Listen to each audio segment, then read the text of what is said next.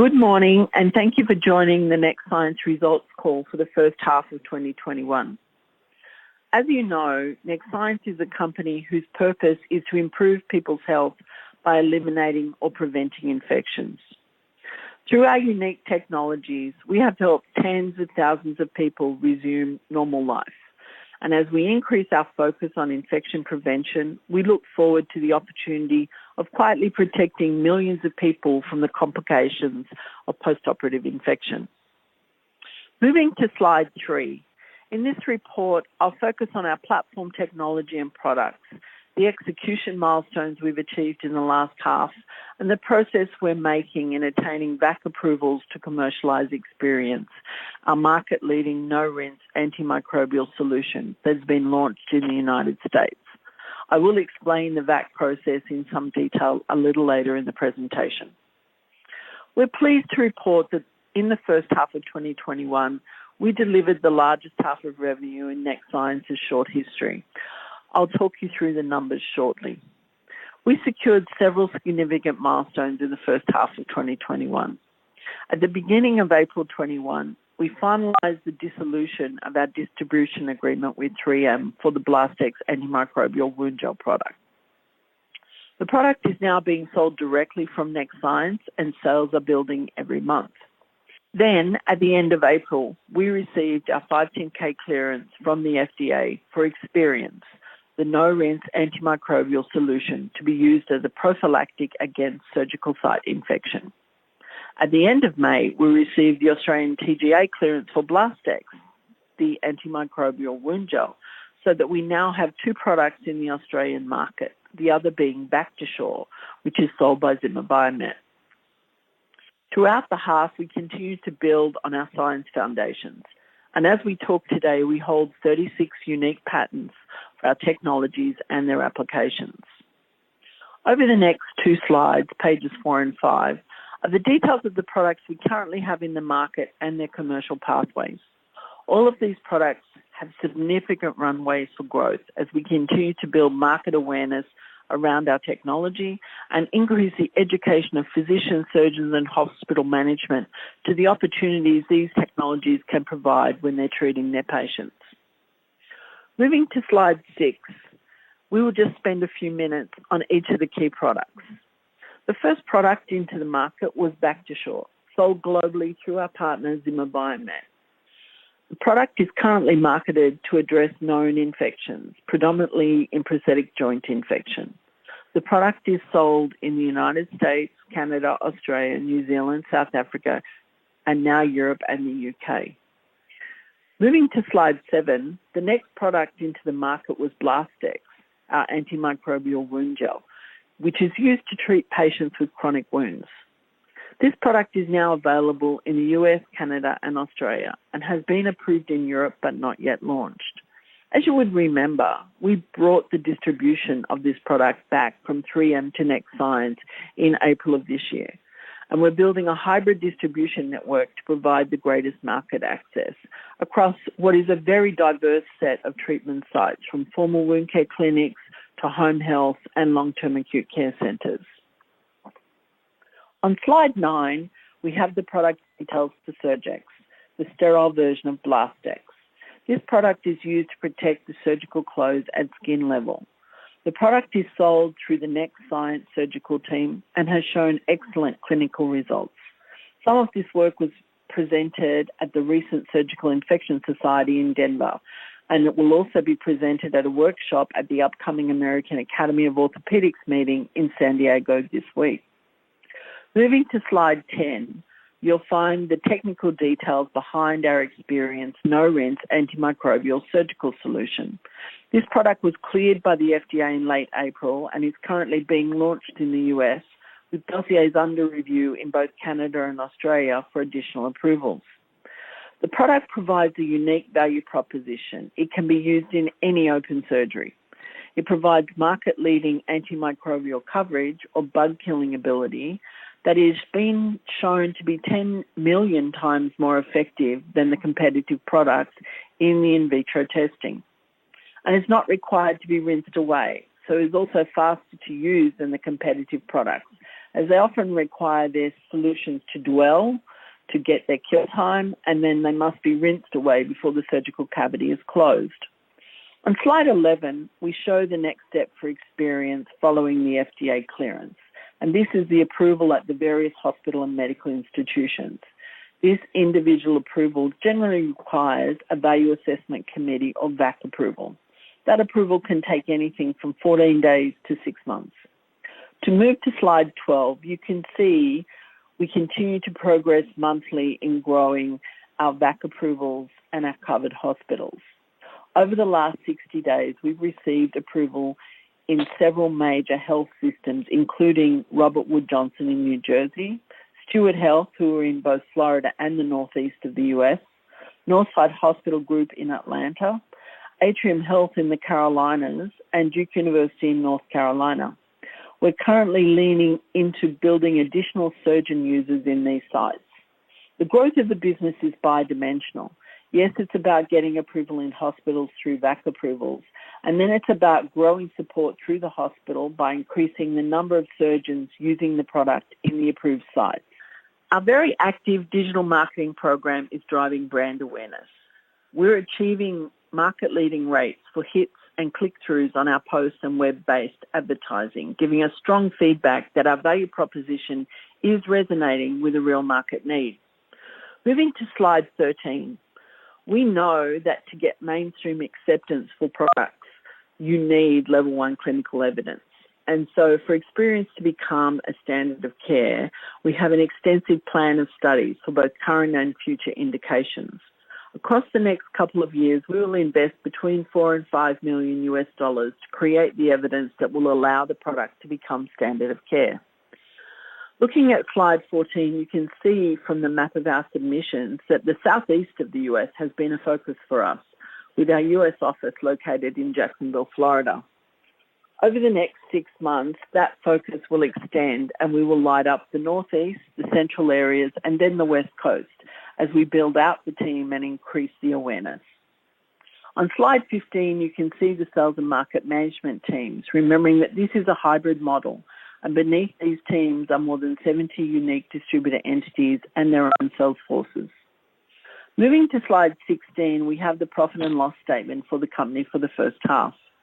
As I mentioned, the first half was our best result on record. It is a large improvement on 2020 that shows the metrics of sales of $3.9 million for the half, an increase of 271% on prior year. Gross profit increased 234% and losses were reduced by 37%.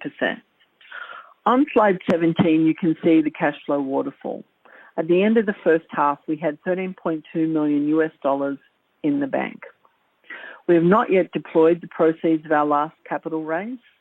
We have modelled the working capital cost for Experience sales growth carefully and have the funding needed for our current business plan. As we look forward, I'd like to call out how the mix of our cost base will change as we continue to directly commercialise our technology platform. We do expect sales and marketing expenses, including headcount increases and the accompanying travel expenses, to grow. Additionally, as you're aware, our commissions for our distributors will come through as an SG&A expense. So while gross margins will improve as our direct sales grow as part of our product mix, so too will we see an increase in our SG&A expenses reflecting a more typical direct medical device business. So what are our priorities in the second half? Turning to slide 18. We're seeing some resurgence of another wave of COVID in the United States. The market had rebounded back to 2019 levels in the first half. Hopefully we'll not see expensive lockdowns again in the second half and the vaccination rates will continue to lift and business will stay as close to the normal historic levels of 2019. The Back to Shore business continues to grow with the product launching in Europe earlier this year. Blastex continues to grow and we will continue to organically grow the sales team to support the business opportunities. In Q3, we're trialling a 4-pack of 7.5 ml tubes designed to match the demand and price point for home health services. This will give us the opportunity to properly service this large and growing market segment.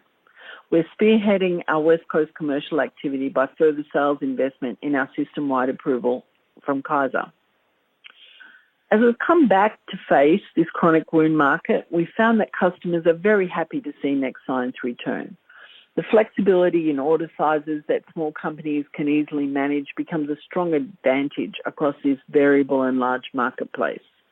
Servicing the chronic wound market is definitely not a one-size-fits-all situation. We've contracted with Owens & Minor and Cardinal Health, both as third-party intermediaries for logistics as part of the development of our service offering in this space. We will continue to charge with Surgex and also push through the experienced Vac submission process in hundreds of sites in the next 6 months. But with over 15,000 hospitals and ambulatory surgery centres in the US alone, Vac submissions and the timelines they take will be part of our way of life for quite some time to come. As I mentioned earlier, the Vac process involves a formal submission by a surgeon or a physician at the institution and a dossier of information. Ours is a novel product, so it requires education at all levels of the hospital decision process. With Vac submissions for over 371 hospitals in process, this demonstrates the very strong support that the technology has, and we are humbled by the number of surgeons who have the faith and trust in our technology and are prepared to support it becoming part of their everyday practice. Our ambition for these products is to become standard of care in the majority of open surgeries. We're driven every day by the knowledge that our products are needed in every hospital and surgery centre. Our responsibility is to ensure the staff in these facilities know that our solutions are available and provide the support as they're increasingly using our products. It is well documented that infection is expensive to treat and can be fatal. We believe we can demonstrate how our products can decrease the overall cost of treatment by reducing infection rates and complications, improving patient outcomes, and in turn saving lives. In closing, I'd like to take this opportunity to thank our shareholders and our board for their support, our staff and for all of their extraordinary efforts to bring our novel technologies to market, and our customers for their continued trust and support. Thank you very much for your attention. We'll now take questions. Thank you. If you wish to ask a question, please press star then 1 on your telephone and wait for your name to be announced. If you wish to cancel your request, please press star and then 2. If you are on a speakerphone, please pick up the handset to ask your question. Our first question today comes from Shane Storey at Wilsons. Please go ahead. Thanks very much, and good morning, everyone. Judy, if I can just ask my first question, which I might refer you back to slide 12 of the presentation, just to help us understand the nomenclature there. So can you explain the hospital's covered piece of the chart, please? And would you say, is it naive of me to think that the uptick that you've seen in recent months has anything to do with the publicity that the product seems to have attracted of late? Okay, so let me answer the first half of the question first. If you're looking at somewhere like Stewart Health, we get an approval in Stewart Health. That's one VAC, but it covers 11 or 12 hospitals. Like okay. Northside as an approval covers, I think, 8 or 9. So it becomes an easier process, which is the differential between VAC submissions and the number of hospitals covered. That's why that looks like an umbrella. Does that help? Yep, that explains it perfectly. Thank you. Yep. In answer to why, the advertising is definitely helping. We have a big push coming through at AAOS. So this is the American Academy of Orthopaedic Surgeons. There are a few less people going than normal, unfortunately, because of COVID. But we actually will be in front of every person attending that meeting because we've taken the banner advertising on the escalators to get to and from all the meeting rooms.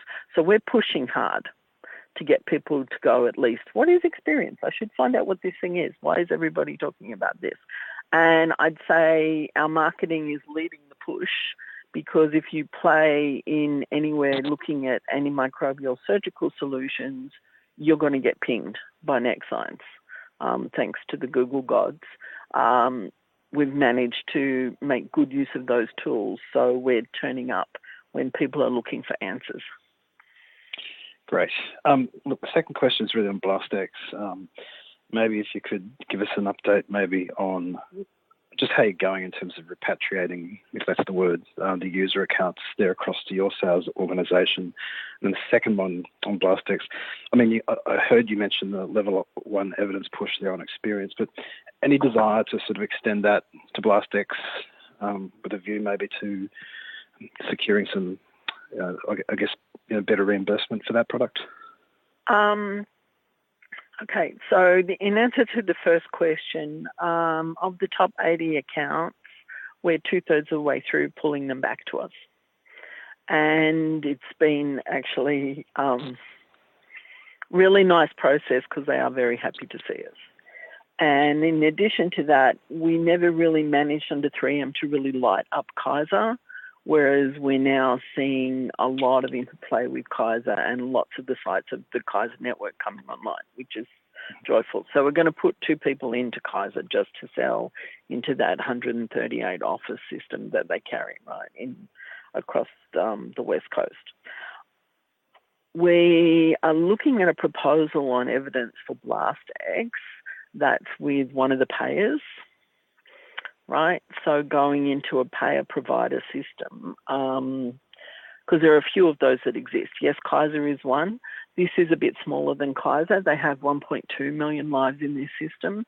To actually bring in a standard of care that includes Blastex and for them to be able to report what that does to their costs. We are mindful of the fact there's no great level 1 evidence because level 1 evidence in wound care is really very difficult given the variable of patient compliance and things like nutrition that affect your outcome.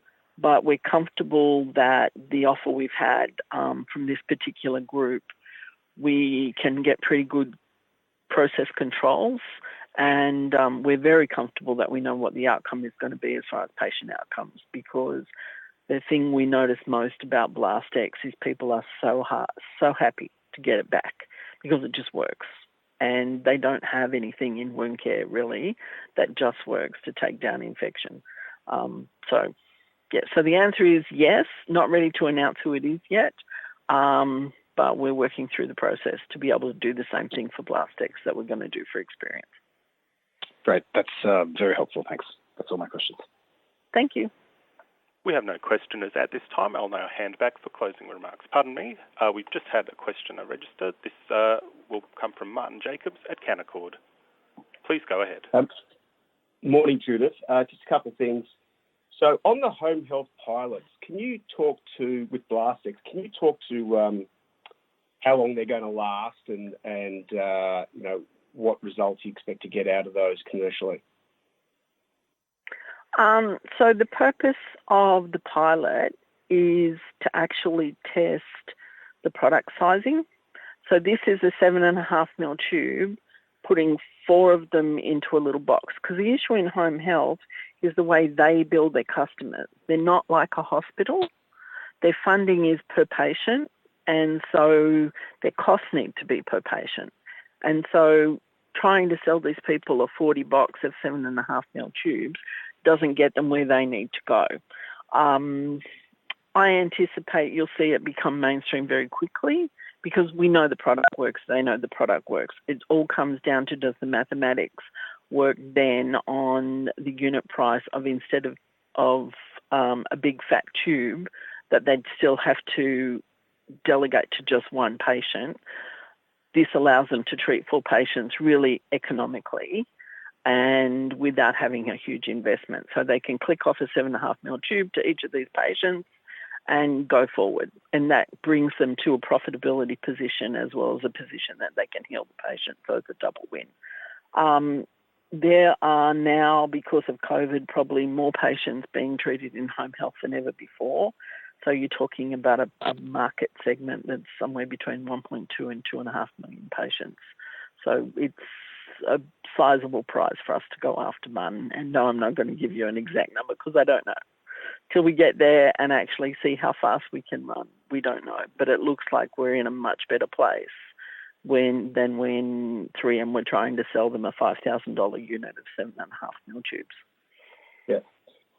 Okay, if I go back to experience, if you do a simple ratio of surgeon sponsors over the hospitals covered in those submissions, as against the surgeons using in the hospitals that are approved and ordering, you've got an uptick in penetration there. So can you talk to the processes you're going through and the kind of feedback you're getting in the hospitals that are actually using approved and using it now, and the proliferation of the surgeons you're getting access to?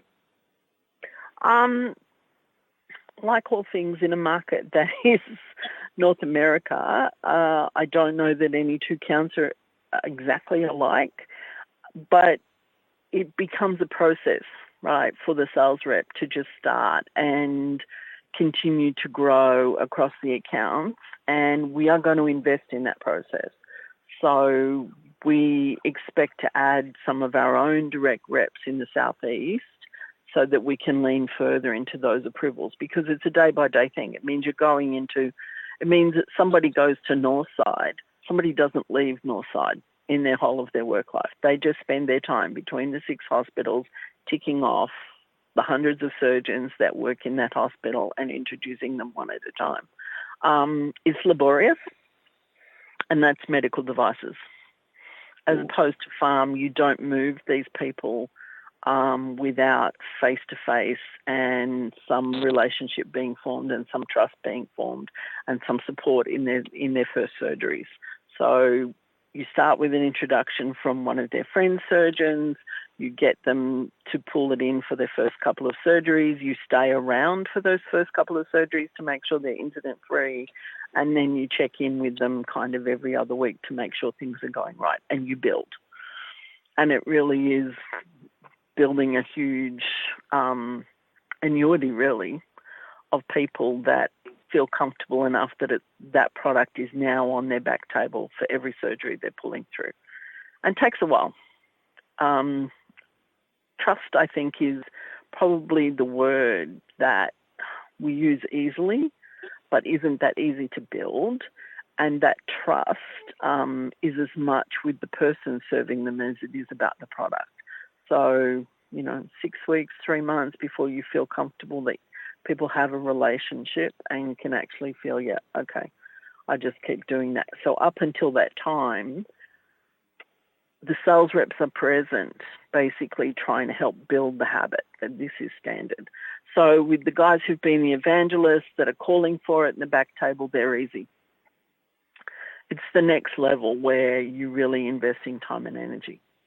I hope that helps a little. Yeah. So of the 45 surgeons that are now using the product, not all of them are in the orthopaedic arena, are they? No, we have some plastics in there. Right. Okay. So it's over 90% orthopaedics? Depends on where you call podiatry. Some people call podiatry in orthopaedics, so people are operating on foot and ankle, because there's at least two podiatry operating people in there. Right. And of the 320 surgeon sponsors, do you have a sort of a discipline breakdown? Majority is still ortho. But across ortho, we're now starting to see strong push out of what we call people in orthopedics who are dealing with oncology, so orthopedic oncology surgeons, and the people dealing with trauma, and then the people dealing with joints. Really quite interesting to see the oncology just push through, which has some advantages because, to be honest, there's less question in oncology by other people in the hospital. Most people recognise this is a fight for life, and they'll give them whatever ammunition they want. Trauma is a little the same way, right? Most traumas end up coming back to the hospital as a routine. It's not like a 2% or a 4% return rate. But then again, joints are super expensive. So it's a bit of a mix between them. And the plastics are people that we know that have said, yes, we want this. Probably our biggest push, though, really from a VAC is at a group level, like going into some of the larger systems like Stewart Health and saying, we think we can do this for you at a CEO, CFO, Chief Medical Officer level, and then pulling through an approval that we then sell into is kind of where we're looking to push a lot of the work for the next 4 or 5 months. Mm. Is there any trend so far in the timelines for approvals? No. No. And you run the risk of more COVID, cancelling meetings, doctors getting sick, doctor relatives getting sick. It's impossible to predict, Martin. Yeah. Completely. You've got a fair distribution in the sort of northern, central and northeast. So it's not just southeast where most of the COVID is occurring. So is it business as usual in sort of those northern areas, or are they starting to experience problems too? No, it is pretty much busy. The northeast in particular is pretty much normal, as long as you consider, COVID vaccination passports are normal. The things that we're worried about Louisiana, we're worried about Texas. Particularly worried about Texas, because Texas is one of the biggest markets in the US, of course. Huge population, huge surgery numbers.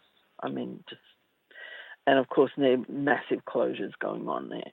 So, we'll see. We hope that the West Coast stays open, remembering it had the biggest shutdowns last year in response to COVID, being led by Democratic governments. They shut basically the whole of the West Coast down for a very long time. So it's open right now, and the team are actually all landing in San Diego tomorrow, and they're staying post the meeting in San Diego to actually help the Western area sales manager actually lean into. So, we've got a series of doctor lectures for the next kind of 8-10 days post the meeting. So, but we would not want to suggest to people that there still isn't risk with COVID. There's still risk with COVID. It's not as bad as we are right now in Australia. If you're in many cities, you'd swear that there's nothing happening, but those numbers are going up. And so we need to watch. Okay, thank you. No, thank you. Thank you. Your next question comes from Sean Burns from BB Proprietary Limited. Please go ahead. Oh, hi, Judith. Hope you're well, and congratulations on the sales growth achievements over the year. Just my 2 questions, and I was a bit late, so sorry if you've answered this previously. It's just on the legal issues that are going on, and I don't know how much you can actually say about them, but just, I suppose, am I right in thinking like the Zimmer one is basically they're trying to say that the deal they have with Vac, which I suspect they think is pretty good, actually rolls across your whole range of products, and that's firstly. And the second one with Iramax, the false advertising of experience. I suppose it's just any flavour you could give or feel comfortable giving on those would be great. But just 2 specific questions. Any idea how long these processes are you expecting to run? Have you got sort of end of line in sight there, or is it? And also, as basically the false advertising, is that undermining your ability to go out and also the Zimmer thing, is it undermining your progress in doing negotiations with distributors and hospitals and surgeons, etc.? Thanks a lot. If you don't mind, I'll tackle them in the reverse order. It isn't changing any of the activity. In fact, it kind of makes us the subject in all the tea rooms. And so people then go and ask, well, what the hell's experience and what's all the fuss about? So kind of isn't working in some people's favour, but it isn't causing us difficulty at a hospital and surgeon level at all.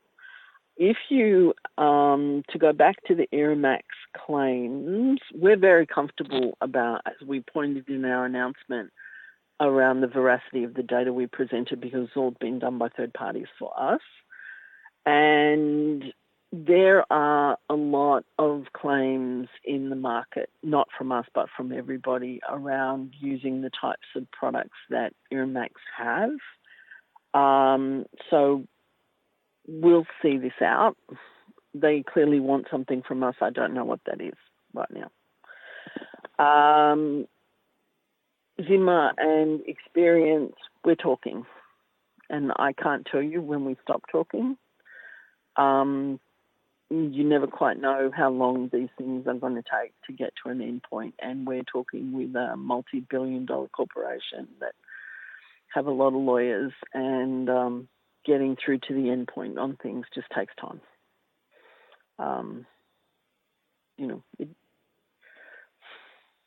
I wish I could give you a timeline, because then I could have a timeline, but I can't. Yeah. Sean, I'm sorry. Yeah, I suppose the range of potential outcomes is still wide at this stage. It's you hope for the best, and I suppose there's just that uncertainty hanging over the company until they get settled, I suppose, at some point. But you've got to stand up for what your legal position is, and run through the process. We do, and the one thing that is clear is the US use litigation as a negotiating tool. Okay. No, thanks a lot for that, Judith. Good luck. You're welcome. Thank you. We're showing no questions at this time. I will hand back for closing remarks. Thank you, Cameron. I'd like to thank everybody for taking some time this morning. I know we're right on the end of reporting season, so calendars are very full. If people have further questions or things you've thought of later, my email is on the back of the slide deck, and I'm happy to come back to people with what I'm able to share. Thank you very much, and please, everybody, stay safe, and for most of us, I guess, locked down. So please have a good day. Thank you.